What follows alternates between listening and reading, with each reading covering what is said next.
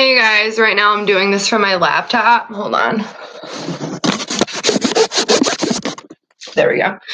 So it's probably not crystal clear, and because I want to stay focused, I have the chat blocked right now except for super chats.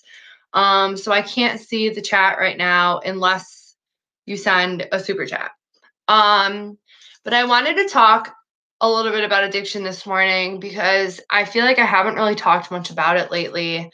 And I want to definitely stay on top of that. That's something that is really important to me. And I want to be able, that's what I base my channel off of.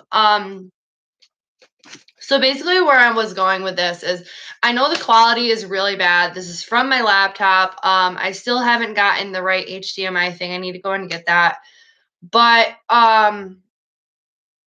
pretty much what I wanted to say is that I really hope that, if anyone out there is still struggling to get sober, there's a couple things I want to say. First of all, if there's anyone out there who's still really struggling to get sober, that you can confidentially email me down below and I can help find a treatment center in your area. Okay. I really will. I'll help find a treatment center in your area.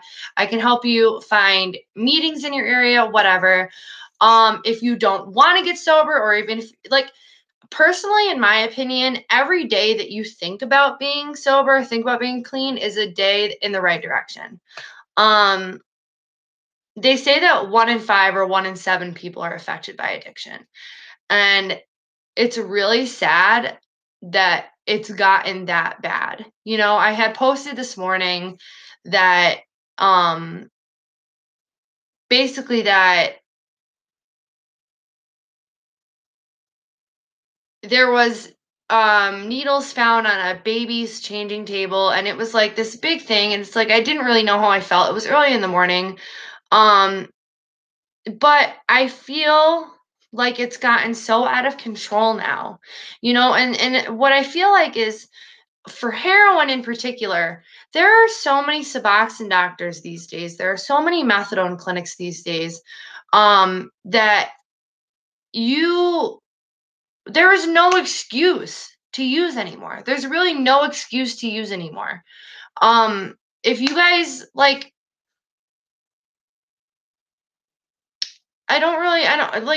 just feel like if you're using heroin right now, you're doing it because you want to. You know what I mean? You're doing it because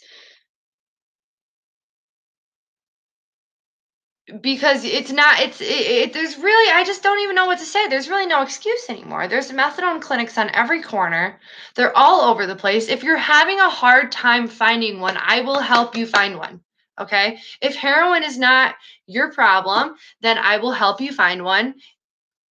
Help you find something else that can help you. Anything. If meth is your problem, if crack is your problem, if coke is your problem, I really want to use my past and my past addiction and everything that I went through. And I know that a lot of people think oh, nobody's ever had it as bad as me. Every addict thinks that. Every addict thinks nobody's ever been what I've been through. Nobody's ever been what I've been through. This is really I have it so bad. Nobody's ever had it as bad as me. That's how every addict thinks. Okay. And in all reality, it's usually about the same. It's usually about the same. We all have had it horrible. It's all horrible. And I don't necessarily agree with trading one addiction for another, but I do, from my point of view. Okay, I was the type of addict that if you came between me and my drug, you were fucking done. You were done. I was plowing through you. You're done. I don't care if you're my son, my mother, my father, my grandmother. I don't care who you are, even my own child. Anything that comes in between me and that bag of heroin was unimportant. Out of the way. Get out of my way. I need that now. I'll think of you later. And the way that I feel is basically that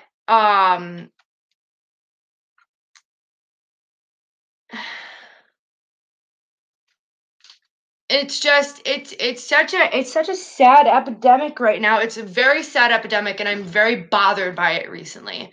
If you guys have seen my recent behavior, like, and kind of like, and this is why I like blocked out the chat today. This is why I like blocked it out, everything but super chats today, is because I don't want to get distracted from the point that I'm trying to make. I see that there are a couple people in here, so I don't want anybody to think that I'm shutting you out. I don't want anybody to think that I'm like denying anybody. It's just I want to be able to not get sidetracked. Okay. But what I'm saying is this is if you're an addict, don't ever feel shameful of your addiction, for one.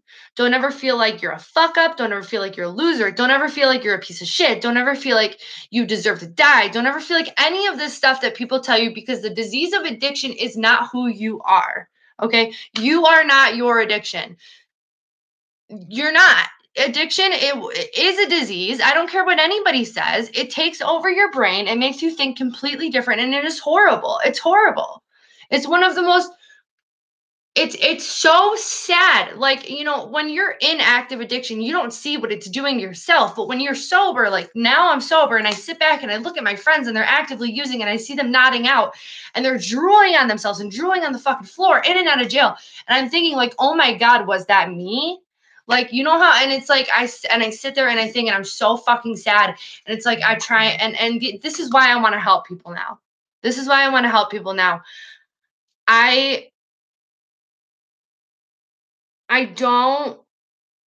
This is just something that I really wanted to talk to you guys about this morning. And I really just wanted to get this message out. I'm going to do a regular chat with you guys, shortly, once I calm down a little bit. But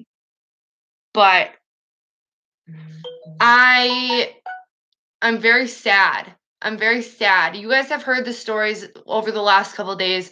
One about the girl at the clinic who was so fucked up that she was an hour late. She screwed over my friend. She screwed over the company that I ride with. You guys have heard the story about my really good friend who recently just went to jail for her addiction. She actually just got out. It was the girl who I said that I loved, and I was like falling for my best friend. If you guys remember that, it was that girl. She recently relapsed again after she had gotten off the methadone, and she wasn't doing good. She went to jail. She actually just got out. But when I see people now, and it's like it's very hard for me to get triggered. You know what I mean? It's very hard for me to get triggered, and that's why I choose to do this, because the only person who can trigger me is me. But I'm so sad and angry with heroin and with drugs. I'm so sad and I'm so fucking angry and I'm so mad.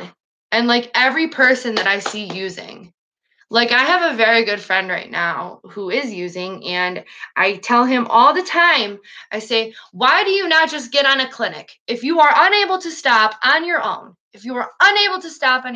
why do you not go to a clinic? No good answer, because they want to continue to hide. And at that point, it's like, well, when you're ready, come find me. And hopefully you're not dead by then. But all my contact information is down below. If it's not down below in this video, then it's down below in any other video. My email, one of them is CKIESAYNO32@gmail.com. You guys can replay that after. I'll repeat it again. Or I'll write it down and hold it up. No, I'll just rewind if you have to. But I don't care if you're fucking in the UK. I don't care if you're in Europe. I don't care if you're in London. If you need help, if you need insurance help, anything like that. Okay? Like, I don't have a lot of money, but I have a lot of resources. So I just don't want to see or hear one more person die from fucking heroin. I'm so sick of it. And people bash methadone all day long, but I'll tell you what methadone did for me? Methadone made me get 2 apartments. Methadone helped me get a car on my own for the very first time.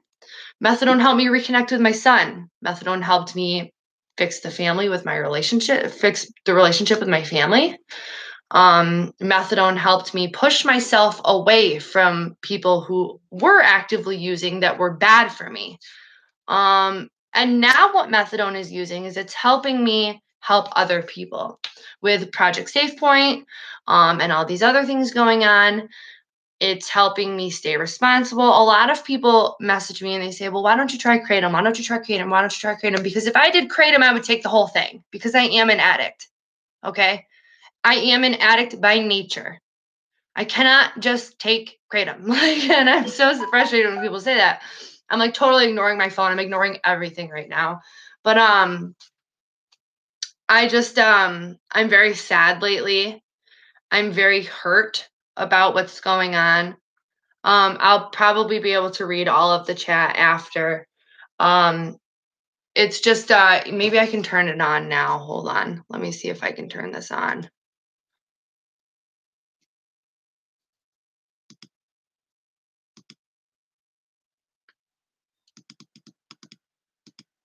I don't know what I'm doing. I'm on my computer, so I guess after I'm done with this, I'll try and pull it up. I can see a little bit of the chat, like if I but it's like messing this up. All right, so never mind. But yeah, so a lot of people tell me like try Kratom. I'd rather just be, monitored by a doctor who, as long as I'm on the clinic, it's not like I'm just taking a medication. I'm on the clinic, I'm taking a medication, but I also have to see a therapist. I have to see a psychiatrist. I have to see my counselor. I have to do groups. It's not like I can just be at home and mix the Kratom in the applesauce. And I've done it before. I've taken it before, and it really didn't do much for me anyways. But when I'm on methadone, I have to stay responsible. I have to stay responsible because at any given time, once a week, I can get drug tested. And nobody wants to be cut off methadone. I'm telling you, it is the worst withdrawal in the world. At some point, everybody should come off. I don't think that methadone is something that's lifelong. That's to each their own, though. That's just my personal opinion. I don't know. I could be on for the rest of my life. But right now, the way that I feel is there are so many outs for heroin addiction. So many ways out right now. All you need to do is fucking want it. And I can give you one reason why you should want it. I know that heroin is the best feeling in the world, but heroin also makes a lot of false promises. And every promise that heroin makes, sobriety will fulfill. All the low self-esteem that you have, and then you take heroin, you feel fine, you don't give a fuck, whatever, blah, blah, blah. That's all temporary. But when you are sober, you will 100%,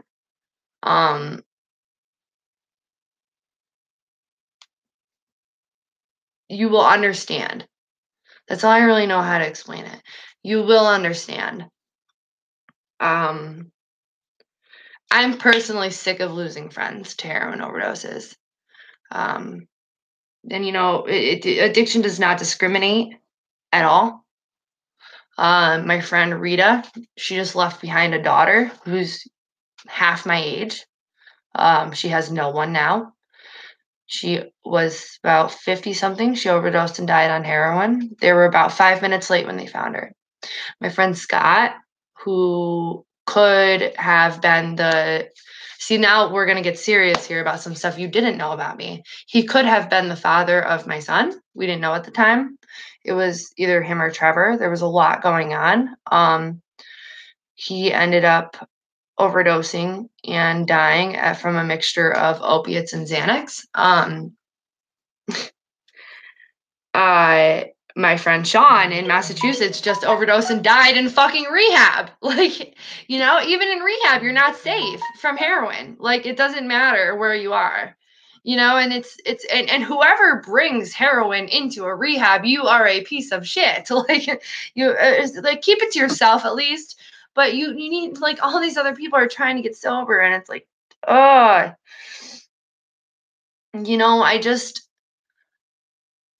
I really want what's best for everybody at this point. I really do. All right, I'm gonna go though, and I'm gonna do another live stream where I actually can see the chat, and I will be right back. I love you guys. Bye.